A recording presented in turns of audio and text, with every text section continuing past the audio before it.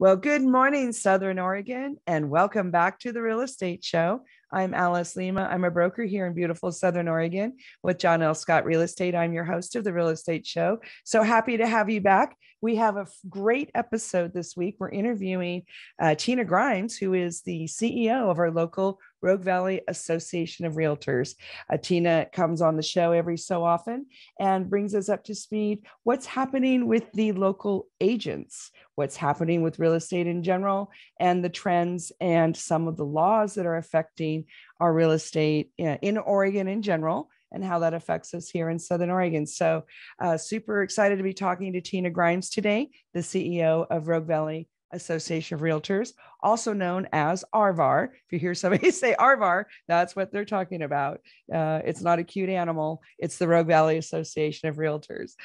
So speaking of what's going on locally, before we get to our interview with Tina, want to just remind everybody that we're in a big transition, especially here in Southern Oregon, with our housing market. And it has a lot to do with the interest rates. Our poor buyers out there, and also the sellers, are in a little bit of shock and overwhelm as the rates are now, in some cases, going up over 5%, 5.1 to 5.8, depending on what you're buying, how strong you are of a buyer, how strong your finances are.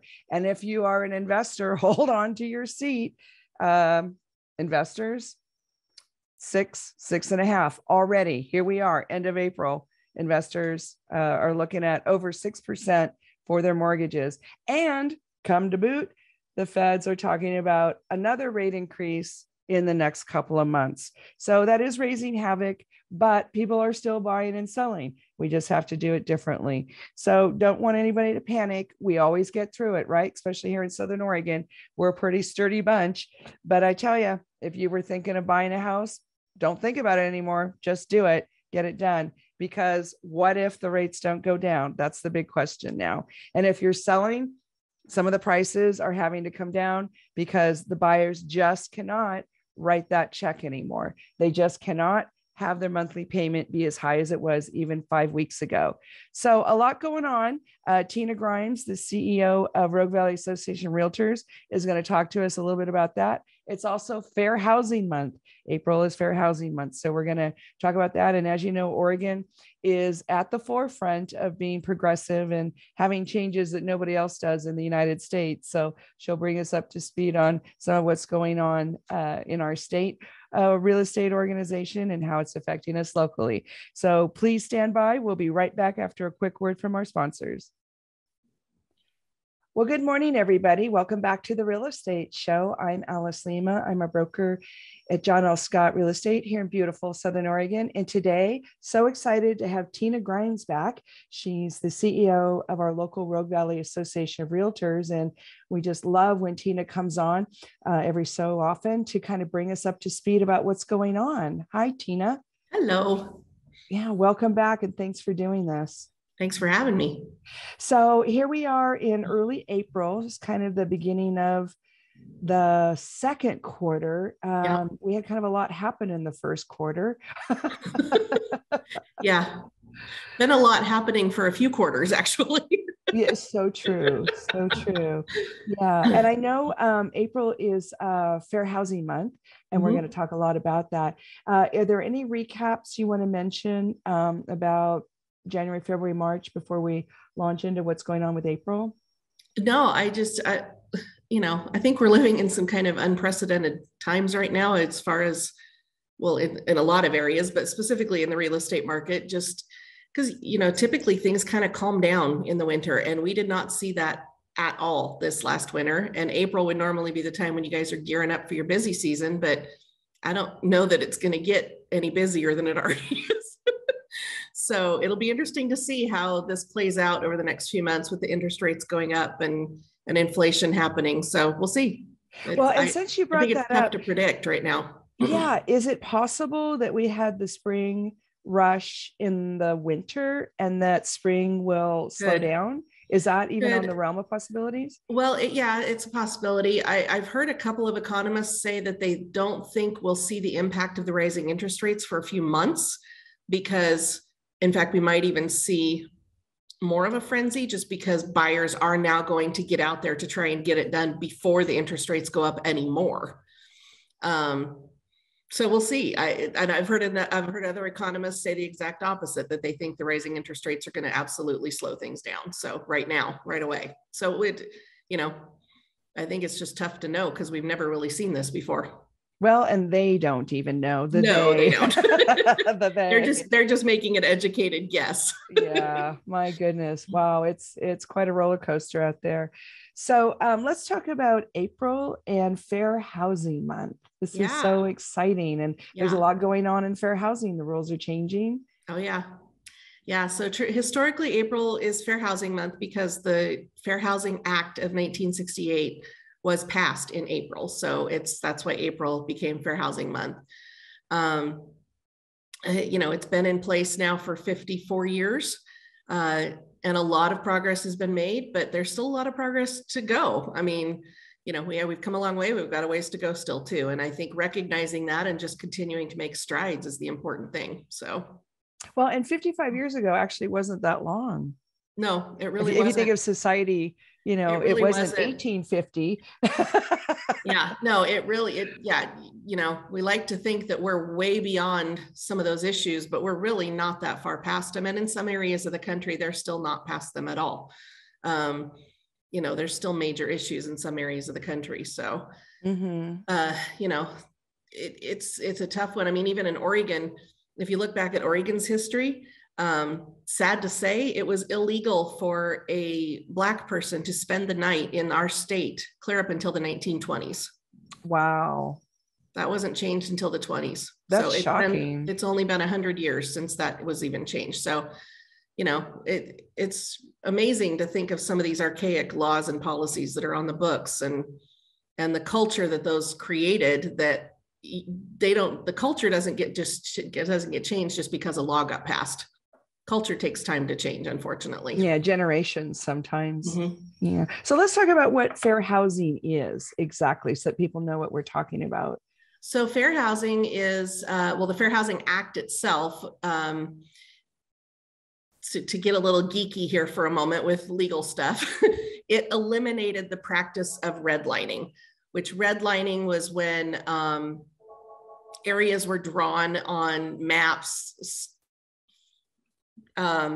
for ethnicities to be designated to certain areas of the municipality. So, and then, and amazingly enough, it was actually in the original Code of Ethics for Realtors that you could not, it was unethical to sell a property to someone of an ethnicity other than what was redlined for that area. And redlining was a practice that came out of the federal housing department. So, really? It was a national thing. I mean, it was the culture. And I'm not saying that's right. It definitely wasn't right, but it was the culture. So in 1968, the Fair Housing Act was passed, which eliminated the practice of redlining, and meant that you could no longer steer someone to a certain neighborhood just because of their ethnicity. So for realtors, what that means is, and it's in your Code of Ethics, it's in state law, it's in federal law, it's everywhere now, that, you have to just be objective and unbiased, and you have to show people the properties that fit their criteria, period, end of sentence, no matter what they look like, no matter, who their spouse is, no matter what you have to not discriminate. Level playing field. Yep. Always best. Yep. So in the 1960s, when this was passed, the realtors, you were saying that the realtor creed from the beginning had that, already had that in it. Yeah. Back in 1913, when the Code of Ethics was originally adopted, that was. Wow, that is so early on. I know. NAR has come out and said, and actually apologized. They've made public apology. In 1968, they were originally opposed to the Fair Housing Act. They thought it was going to hurt. They thought it was going to hurt consumers, hurt the housing market. And they were originally opposed to it, but it was just in a few short years thereafter, they realized the error of their ways and now are one of the most staunch supporters of the Fair Housing Act and practices. So, yeah, and it's taught over and over and over again for those of us that are in the business. Yep. So, yeah, I think one of the most fascinating things that's come out in the last couple of years, as far as training for it goes, is the implicit bias training, which, you know, most of us we all have implicit biases. It doesn't matter who you are or what because those biases are ingrained in you from how you were raised. So to recognize that you have those and to start realizing what those are to help you then, not that they're bad, not that but just recognize that they're there so that when you're meeting people and having conversations with people, you can recognize what is your tendency and overcome that. So that's some fascinating training. It's a lot of psychological, more than we have time to get into today, for sure. And I think that it's great for the public to hear that, because I don't think they realize how much training we go through so that we can be fair and unbiased and really represent our clients in their best interest. Yeah. I mean, I heard a speaker a couple of years ago. He was talking about the implicit bias training or implicit bias.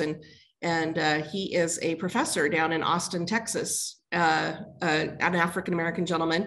And on the training, he said, I have a bias against, young blonde white girls. I immediately assume they're all, little spoiled little rich girls from a fraternity. That's my bias. Oh, that's interesting. And he said, I had it slammed in my face one day because I had a student that, I just projected that bias onto her.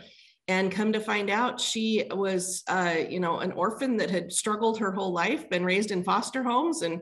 And he said, when we sat down and visited, we found out we had a whole lot in common that, she blew my biases away. And he said, ever since then, I've started recognizing, okay, I can't just stereotype, it was an eye opener for him to recognize that he had that bias. And we all have them just, because of the way we're raised. I mean, I'm a native Southern Oregon girl, so I immediately, nothing against Portland, but all of us in Oregon recognize that we have an implicit bias usually we hear the word Portland and we go, oh, Portland, big city. You don't understand the rest of us in Oregon. Yeah, or don't care about the rest of us. Yeah, I mean, that is like an automatic implicit bias for a lot of us. So it's so true. How funny. Yeah. Well, maybe they'll come up with a training for that. Yeah. So the Rogue Valley Associated of Realtors has done such a great job in the education department. Can you speak a little bit about what trainings are available that the realtors can go to? Well, wow, there's stuff going on all the time, specifically related to fair housing. One of the cool things, you guys, that's come out, that's again fairly new, that's come out is it's called the Fairhaven simulation training.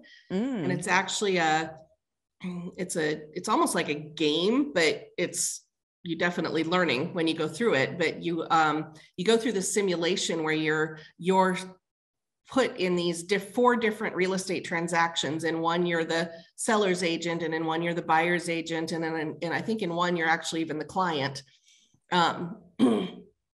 And you go through these and you have to close 4 deals in the 6-month clock that's on the training. It's not actually 6 months long.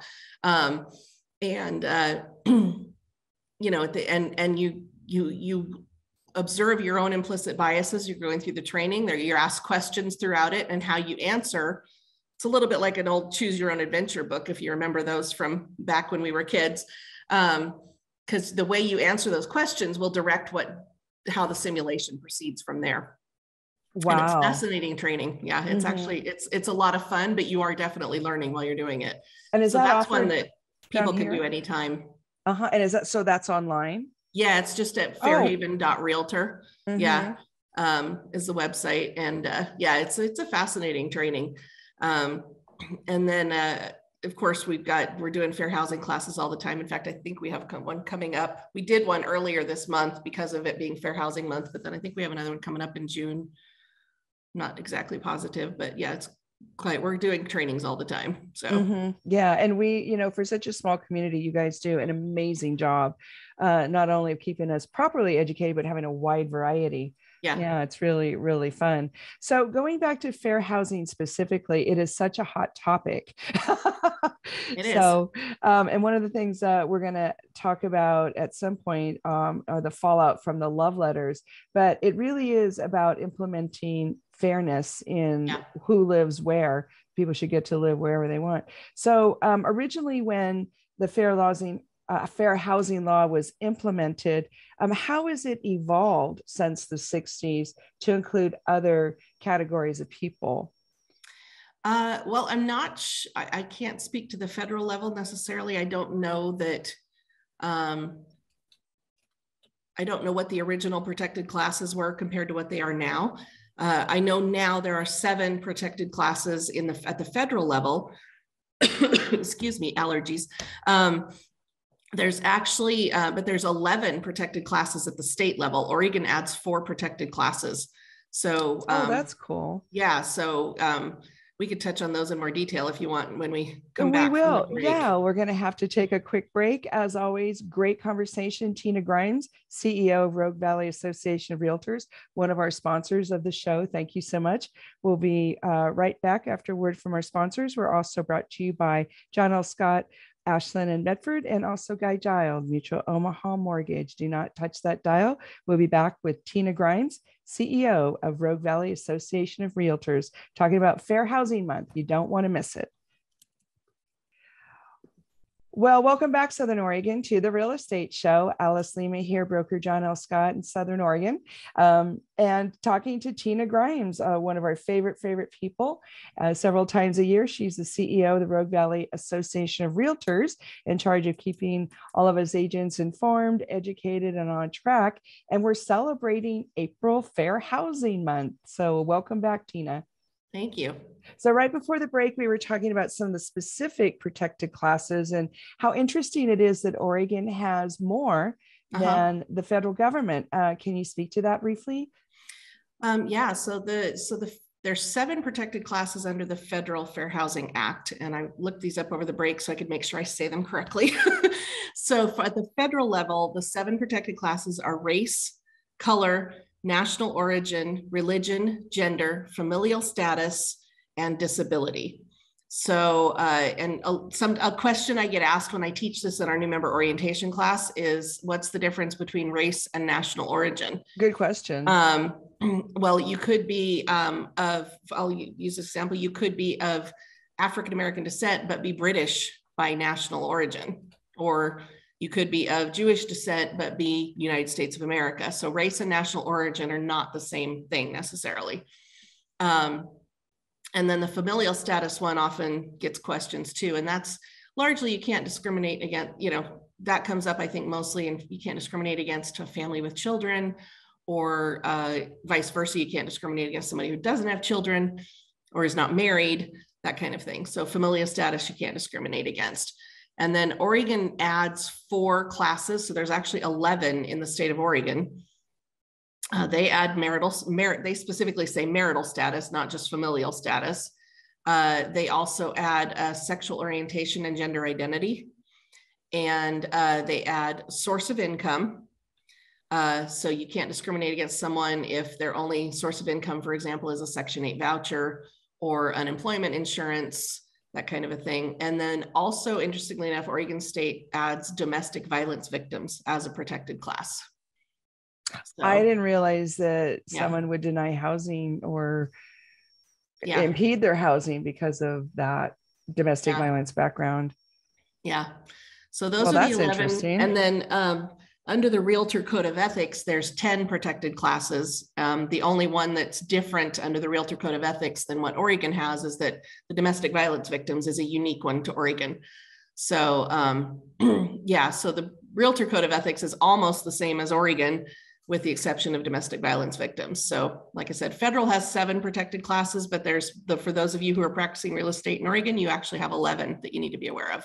Yeah. Well, and just as good humans. Yeah. Right. Yeah. It's, And I know some people think that maybe this is a little bit detail, but I remember in the 70s, because I had that happen to me, where I was denied housing because I was unmarried. And they said that to my face, unmarried woman. My mother in the 60s was denied because she was divorced. So it's, we've come a long way, but there's a lot of us around that still remember what it was like way back when. And some of those subtleties are certainly important. Yeah. Well, and you hear stories again from, 60s and 70s. Well, in fact, you guys have had Rick Harris here on the show. He has, I've heard him tell a story when he's taught fair housing for us.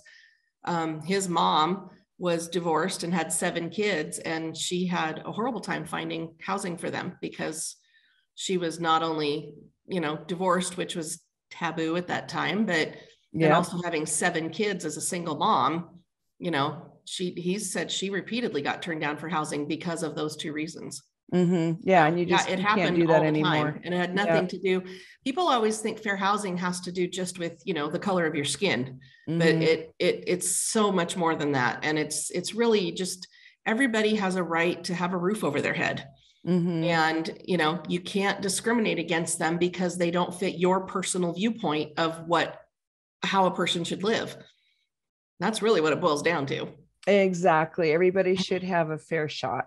Yep. Yeah. On the merits of their approval, their ability to pay. Their ability to pay is really the only thing that should matter. Yep. Exactly. Exactly. So I know in some of the landlord tenant movements, the criminality background is starting to change a little bit too. I wonder if at some point that'll change in the Oregon or federal fair housing. It hasn't been brought up too much yet, but that's how they populate. The movement starts somewhere, and then it moves on.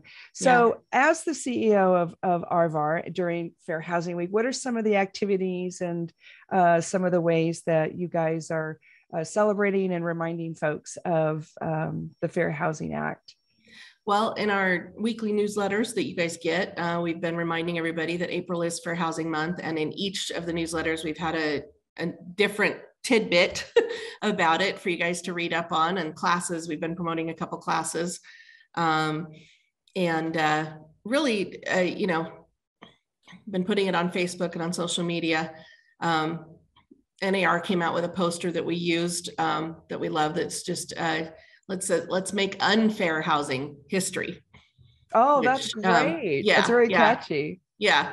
So we've been pushing that out on social media, and just trying to get the word out as much as we can, really, just to make people aware, because it really is about awareness. So do you ever get phone calls from the general public with questions about this? Once in a great while, not very often. Really, I mean, because I've been with the association for 21 years. And I've been doing the professional standards administration pretty much that whole time. And I can only think of maybe twice that I've gotten a call or a complaint related to fair housing. Well, that speaks very highly of our agent pool, doesn't it? Yeah. Yeah.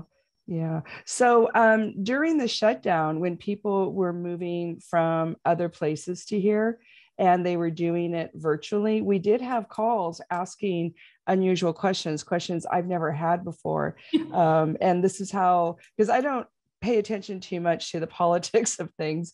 I just sell houses. But we had questions about, is it a red area or a blue area? And it's like, well, what are you talking about? So that you were talking about the criminality possibly becoming a protected class. With the way things are going in the country today, your political affiliation might become a protected class at the rate we're going. That's tongue in cheek, folks, but it's funny. It very much is. But that's what she's talking about. People asking, is it a red area or a blue area? They're referring to, is it Republican or Democrat, which is just crazy. That's crazy to me. Because we're all just people. And one of the fun things about being in Southern Oregon is we are an incredibly diverse community. I know people poke fun of us that we're kind of homogenistic, and it's like, we're not. We're No. not. There's a little bit of everybody here, and we all get along with each other. Yeah. So, so that was my introduction to the red blue thing.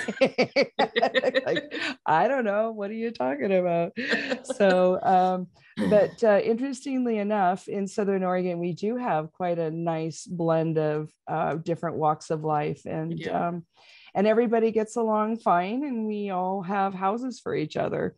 So it's a pretty easy place to live. And I think part of the livability of Southern Oregon is that inclusiveness. Yes. Yeah. And we, our realtor members represent all walks, which is I love. I mean, we've got realtor members on every end of the spectrum. From all over the world. Yeah. And I love that. And in fact, we're actually here in the coming months going to be making a concerted effort to make sure that our leadership at our association level is more representative of the diversity that we have in our membership, because we think that's important. You're not able to stay relevant and have new ideas and fresh perspectives if you aren't including all of those perspectives of all your members. And that translates out to the world in general too. You gotta, you gotta listen to the different perspectives. That's how you improve. That's how you grow. Well, I think one of the great movements that the Rogue Valley Association Realtors has had is the younger agents, the millennials, and the 30 agents that are doing the 30 under 30 movement. I think has been very, very well representative and kind of an underserved group of folks. We jokingly dismiss some of those younger people, and they're quite a strong movement in our area. Yeah, I've noticed that in our new member orientation classes, we're getting more and more younger agents, which I love. They're starting in the business right out of high school or right out of college instead of it being a second career or a third career in some cases. Which is nothing against that. We'll take them at all ages. We love it. But, I do love that more people are seeing it as a lifelong career, not just something to do after you've already done your career. The median age for realtors across the country is 59. Oh, so, I didn't know that. Yeah. Wow. I don't have the data to be able to say what the median age here locally, but I bet it would be pretty close to that.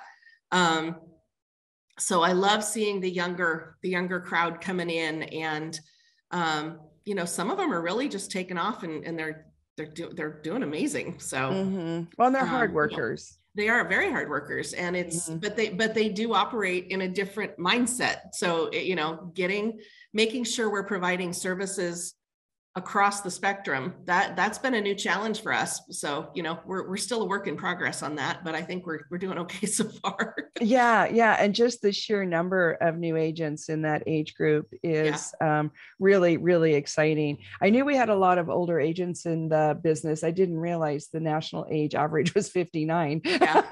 That's kind of surprising. But I think you're right. I think a lot of people do come to the real estate industry as a second or third career. And it's so fun to see the youngers jumping in and taking it seriously and doing well. Yeah. So can you speak briefly in the minute or so we have left? How many, do we know how many new agents have been coming in lately? Do we know how many new people are joining the real estate group? A lot. Really? Are your orientations getting full? Right now we're at an all-time high.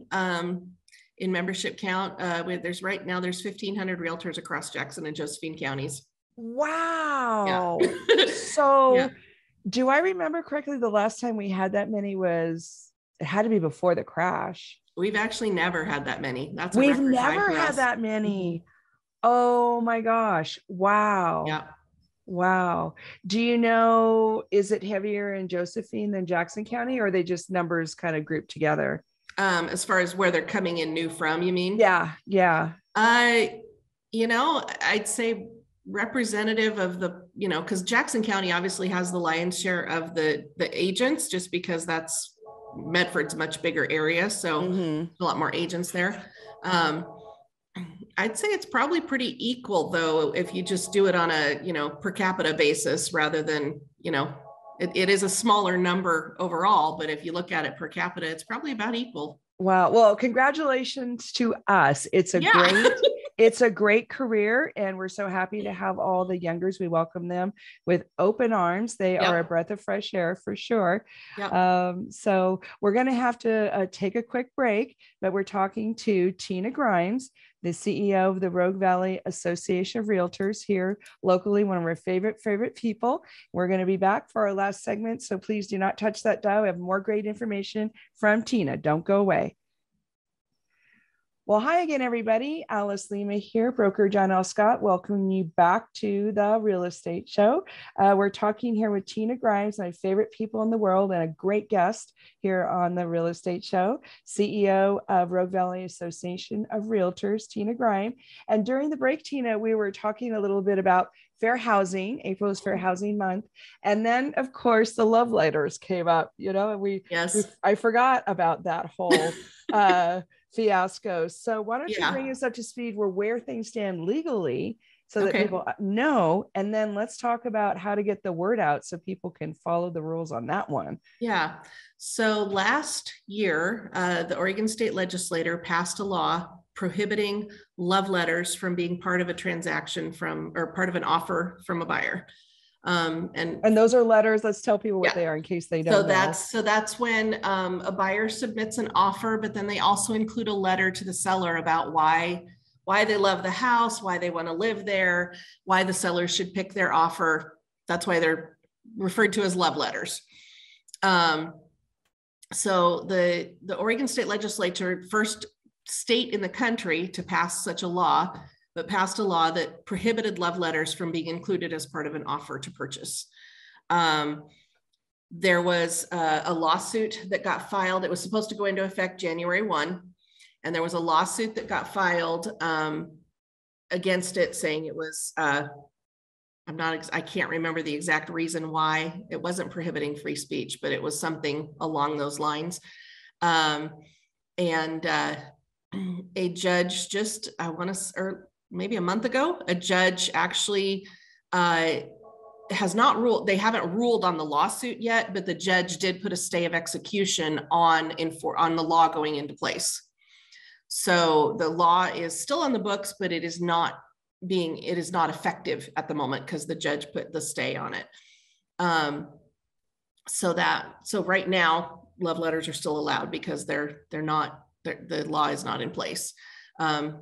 I'm not sure when they're expecting an actual ruling on the lawsuit itself as to whether the law is unconstitutional or not, but that could be years. Honestly, that could take years. The way lawsuits can work their way through the courts, it could take a long time. So in the meantime, the stay is in place, which means you can still write love letters. The caution I will throw out and the reason behind why the law even got passed to begin with is that they are a potential fair housing violation. They put both the buyer and they mainly put the seller at risk. They also put the listing broker at risk of this potential fair housing violation. Because a seller, in this world right now where most properties are getting multiple offers, if a seller is just looking at each offer objectively, they're going to see the sale, the amount of money that's being offered, what kind of financing it's going to be. So they know how quick of a close it can be. Those are the objective things, but then they get these love letters and some of them even include pictures. So they immediately go, oh, they look like me. I want them to live in my house because you have a huge emotional attachment to your home. That's a given. And so when you're selling your home, you like the idea of someone continuing your legacy in that home. So you're going to naturally gravitate towards the ones that look like you, but then that's a huge potential fair housing issue. Because what if they were the ones that offered the lowest price, but you're picking them just because of how they look? Right. So that's why the law was passed to begin with. And that's why it's a huge caution. Now, if the buyer writes a love letter and all they're doing is talking about the property and why they love the property and they don't say anything personal about themselves and they don't include a picture, no problem. But very few of them are like that. They're not. And there are still love letters being sent to sellers. And so, again, I agree with your caution, Tina, because you don't want problems later when they do sort out what they're going to do or not do. But also, you don't want to be unfair. Right. Let's just talk about, let's use the merits of the transaction and not, my neighbor will like them better. We have sellers say that I'm not going to sell to such and such because I don't want to upset my neighbors. That's really not fair. And that's not okay. No, I know. Well, you've seen this too, that there are sellers now that are just saying they're instructing their listing broker to put right in the listing, seller will not accept any love letters. I think that's excellent advice. And sellers, that's absolutely within your rights to do so. That doesn't mean that a buyer won't still try to submit one, but the seller has stated up front they're not going to look at it.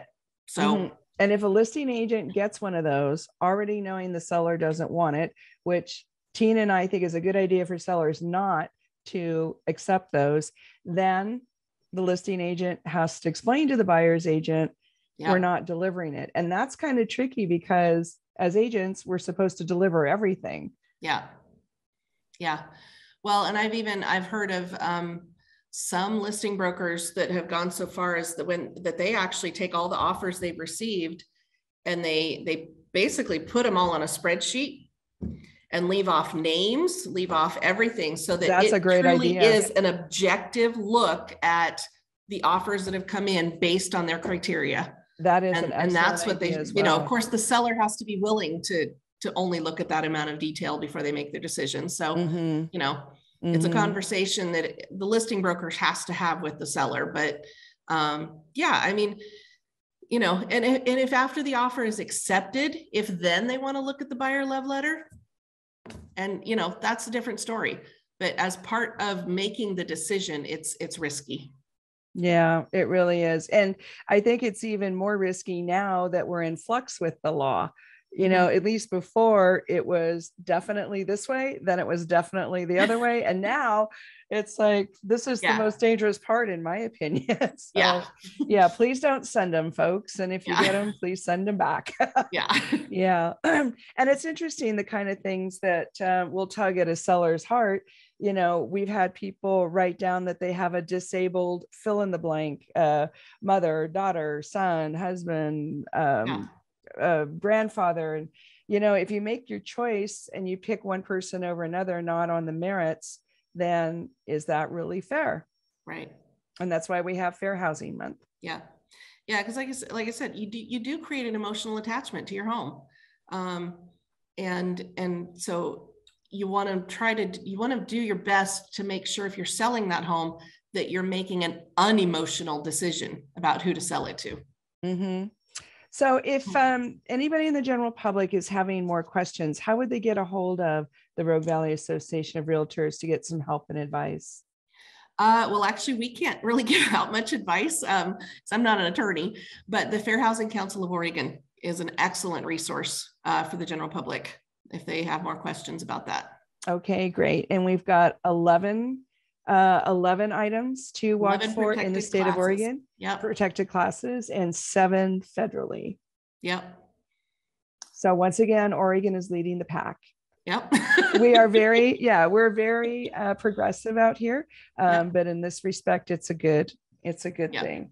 So in just a few seconds, we want to say thank you to Tina Grimes, the CEO of Rogue Valley Association of Realtors. Thank you for having me. It was a pleasure, as always. And we look forward to having you back on again. Maybe this summer we can look back and see how this crazy world turns out in 3 to 6 months. So thanks again, folks, for listening. This broadcast will be repeated tomorrow, Sunday at 6 p.m. We want to say thank you to our sponsors, Rogue Valley Association of Realtors, Guy Giles Mutual of Omaha Mortgage, and John L. Scott, Ashland and Medford. Have a beautiful Southern Oregon weekend.